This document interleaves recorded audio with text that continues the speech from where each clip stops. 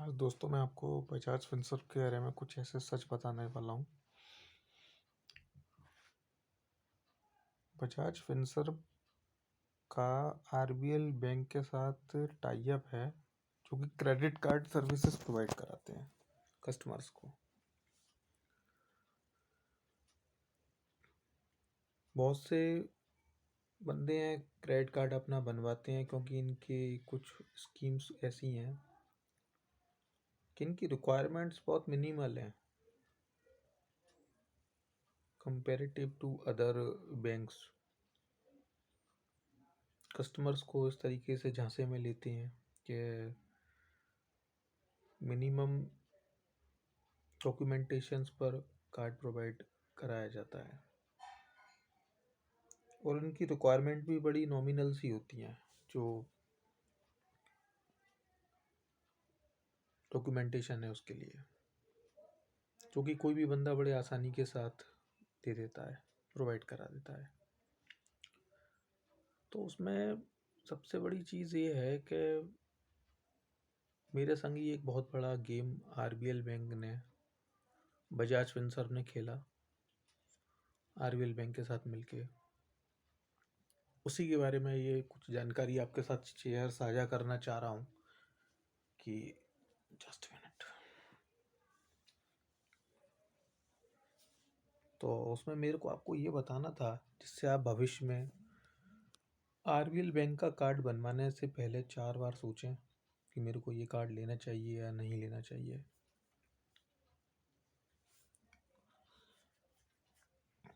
To 2018 में मैंने ये कार्ड बनवाया था, 2018 में, सॉरी, हाँ 2018 में, end of the year, last 2018 की बात है। बहुत अच्छा मैं इसको यूज़ कर रहा था, सभी चीज़ बेहतर चल रही थी। 2019 में अगस्त में मैंने इससे कुछ ट्रांजैक्शन किया था। एक एग्ज़ामिनेशन फ़ी देनी थी ऑनलाइन, तो मैंने सोचा कि आरबीएल बैंक का कार्ड यूज़ कर लेता हूँ अपना। तो 2 अगस्त 2019 को मैंने कार्ड जो है उससे ऑनलाइन वेबसाइट पे जाके, गवर्नमेंट की वेबसाइट थी, और एग्ज़ामिनेशन फ़ी के लिए पेमेंट डन किया। लेकिन वो पेमेंट पोर्टल पे आके किसी टेक्निकल रीज़न की वजह से वो पेमेंट जो है डिक्लाइन हो गया। उधर पेमेंट डिक्लाइन हुआ और इधर मेरे पास मैसेज आता है आरबीएल की तरफ से कि your amount has been initiated from your account. तो मैं एकदम चौंक गया देख के। मैंने तुरंत कस्टमर केयर पे मैंने अपनी कंप्लेंट दर्ज कराई, जैसा कि सभी बंदे करेंगे। तो कंप्लेंट दर्ज कराने के बाद मेरे को बताया गया कि जनरली ऐसा हो जाता है अक्सर कि हम कुछ ऑनलाइन शॉपिंग करते हैं या ऑफलाइन मोड में भी शॉपिंग करते हैं, किसी शॉप पे जाके पेट्रोल डलवाते हैं गाड़ी में, तो पेमेंट जो है डिक्लाइन हो जाता है। लेकिन जनरली 2 से 3-4 घंटे में वो पेमेंट वापस आ जाता है। लेकिन यहाँ जो है वो पैसा मेरे पे सेम डे नहीं आया। कस्टमर केयर पे कंप्लेंट करने पर मुझे बताया गया कि ये जो है पैसा 48 घंटे के अंदर वापस आ जाएगा, आप दूसरा ट्रांजैक्शन इनिशिएट करके देखिए।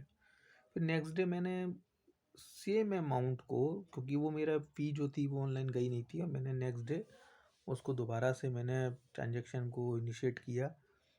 लेकिन अनफॉर्चुनेटली नेक्स्ट डे भी वो, यानी कि 3 अगस्त को भी, वो जो पेमेंट था वो पेमेंट पोर्टल पे फेल हो गया।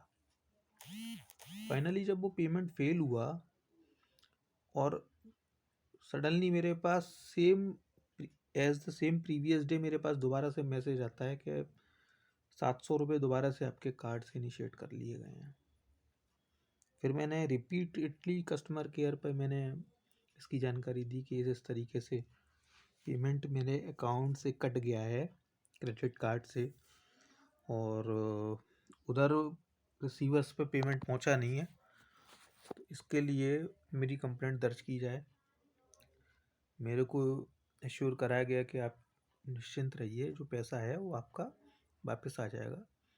फिर मैंने कार्ड को यूज़ नहीं किया उस पेमेंट के लिए, किसी और सोर्स से वो मैंने पेमेंट जमा करा के वो अपना रजिस्ट्रेशन लिया, एग्ज़ामिनेशन फ़ी जब पे करके ऑफलाइन मोड में, बैंक से डीडी बनवा कर। अब मेरी उसी दिन से कस्टमर केयर पे रेगुलर बातचीत होती रही। मैं बार बार कहता रहा कि ये पेमेंट अभी तक वापस नहीं आया। 1400 रुपये थे, 700 रुपये 2 अगस्त के जो रिफ़ंड नहीं हुए थे, और 700 रुपये 3 अगस्त के। नेक्स्ट बिल साइकिल जो थी उसको बिल जनरेट हुआ, 1400 रुपये बिल में लगा कर भेज दिए गए आरबीएल की तरफ से। फिर मैंने आरबीएल पे कॉन्टैक्ट किया, तो मेरे को बोला गया कि आप एक काम करिए, 1400 रुपये जमा कर दीजिए, हमें यहाँ से केस जो है इन्वेस्टिगेशन डिपार्टमेंट पे डाल देते हैं। कहाँ सस्पेंस में रह गया, कैसे रह गया, वो एक बार चेक करना पड़ेगा। तो वो नेक्स्ट अभी आप जैसे 1400 रुपये, ये बाकी का जो आपका जो भी यूजेज है कार्ड का, उसके साथ आप जब 1400 का पेमेंट कर दीजिए, और आगे की जो बिल साइकिल है उसमें वो 1400 आपका जब क्लियर हो जाएगा इशू, तो वहाँ से ये 1400 जो वो डिडक्ट कर दिए जाएंगे ऑटोमेटिकली। मैंने कहा ना, ये तो गलत तरीका है, मैं जमा कैसे कर दूँ अगर मैंने उस पैसे को यूज़ नहीं किया है ना। मैंने वो पैसा जमा नहीं किया। फाइनली मैं बराबर कांटेक्ट करता रहा, कस्टमर केयर पे बात करता रहा, अपने उनके सीनियर बंदों से बात करता रहा, उनके जो सीनियर हायर अथॉरिटीज़ हैं उनसे बात करता रहा, लेकिन उनकी तरफ से किसी भी प्रकार का कोई इन्वेस्टिगेशन इस मैटर को सीरियसली लिया ही नहीं गया।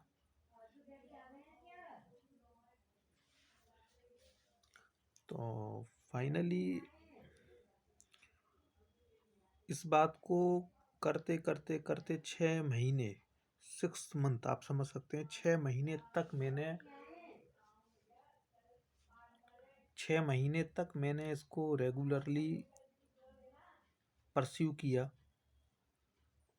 और 6 महीने तक परस्यू करने के बाद में भी किसी प्रकार का कोई प्रॉपर रिस्पॉन्स नहीं मिला। और सबसे बड़ी बात ये थी कि मेरी गुडनेस ये थी कि मैं अपना जो बाकी का जो एक्चुअल यूजेस था वो मैं टाइम टू टाइम हर बिल साइकिल पे जमा करता रहा। अब उनकी बदमाशियाँ देखिए कि 1400 रुपये के अमाउंट को उन्होंने फाइनेंस चार्ज और इंटरेस्ट और लेट चार्जेस और पेनल्टी वगैरह लगा के 1 साल के अंदर 7200 रुपये का बना दिया, और मेरे कार्ड को ब्लॉक कर दिया, बंद कर दिया। जिस दिन से मेरा कार्ड बंद हुआ, 6 महीने तक वो मेरे को रेगुलर पिंच करते रहे कि ये पेमेंट जमा कराइए, आपका सिविल ख़राब कर देंगे, ये कर देंगे, वो कर देंगे, बराबर धमकियाँ मिलती रही। ओवरऑल उन्होंने क्या करा, इस केस को अपने कलेक्शन डिपार्टमेंट पर डाल दिया। वहाँ से मेरे को रेगुलरली थ्रेटन किया जाता रहा उनके कलेक्शन डिपार्टमेंट की तरफ से। अब मेरी फ़ाइट सिर्फ इतनी थी कि जो पैसा मैंने यूज़ नहीं किया, उस पैसे को आपने 1400 रुपये के अमाउंट से बढ़ा बढ़ा कर आपने उसको 7200 रुपये तक ले गए खींच के, और उसके बाद मेरा कार्ड ब्लॉक करके मेरा सिबिल ख़राब कर दिया। 800 से मेरा क्रेडिट स्कोर ये खींच खींच के मतलब कम करते करते 240 230 तक ले आए, बिल्कुल ख़राब कर दिया।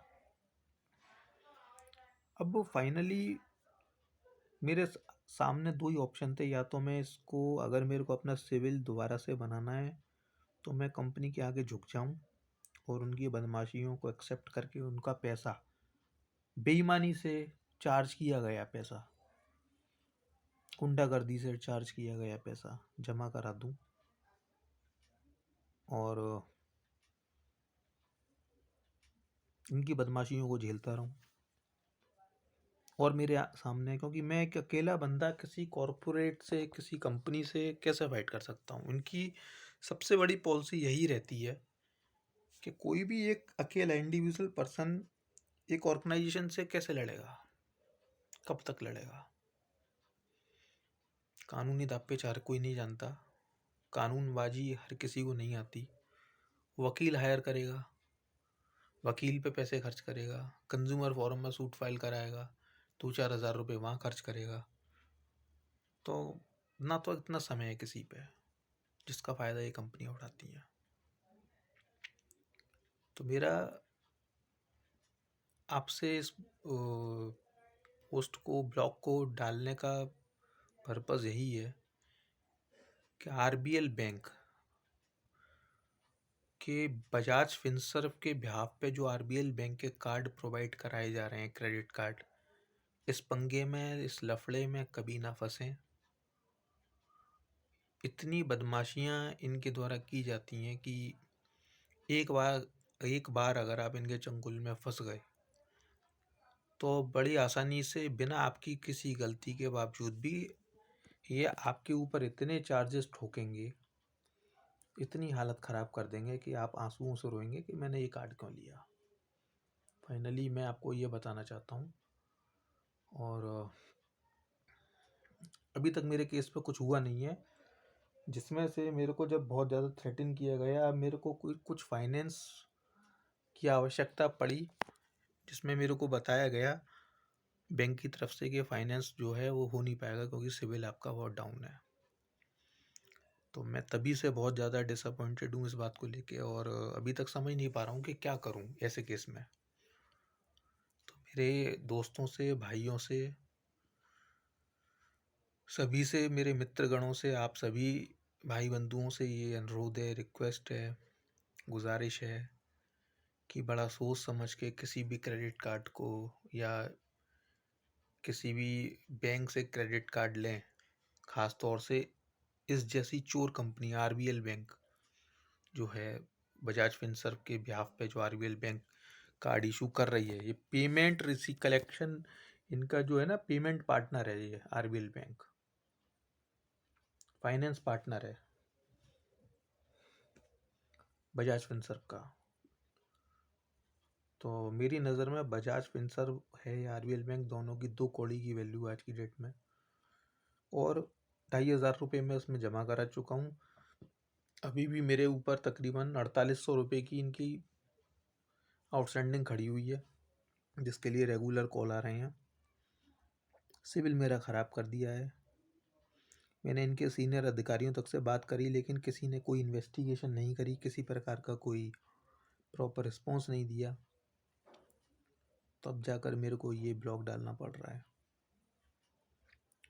तो आप सभी से ये गुजारिश है कि किसी भी प्रकार का कार्ड लें, क्योंकि जनरली आप इस प्रकार की बदमाशी में कुछ कर ही नहीं सकते हैं। आप बताइए, आप क्या कर सकते हैं? थोड़ा सा बताइए।